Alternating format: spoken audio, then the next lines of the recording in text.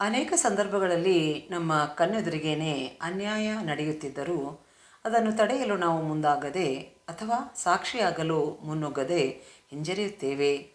ಈ ನಮ್ಮ ನಿರ್ಲಿಪ್ತತೆ ಎಷ್ಟು ಸಮಂಜಸ. ಸಮಾಜದಲ್ಲಿ ಸಜ್ಜನರ ಮೌನವು ಸಮ್ಮತಿಯಾಗಿ ತೋರಿ ಅನ್ಯಾಯ ಅಪರಾಧಗಳ ಸಂಖ್ಯೆ ಹೆಚ್ಚಾಗಲು ಮೂಲ ಕಾರಣವಾಗಿದೆ.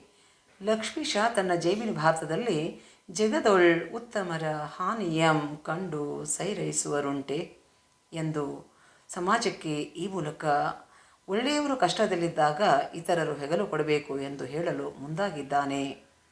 ಸೀತಾಮಾತೆಯನ್ನು ಲಕ್ಷ್ಮಣ ಕಾಡಿನಲ್ಲಿ ರಾಮನ ಆದೇಶದಂತೆ ಬಿಟ್ಟು ಹೋದಾಗ ಅಲ್ಲಿರುವ ಕಾಡು ಪ್ರಾಣಿ ಸಂಕುಳ ಅವಳನ್ನು ಸುತ್ತುವರೆದು ನಿಂತು ಅನ್ನ ಆಹಾರಾದಿಗಳನ್ನು ತ್ಯಜಿಸಿ ಅವಳ ದುಃಖದಲ್ಲಿ ಭಾಗಿಯಾಗಿದ್ದವು.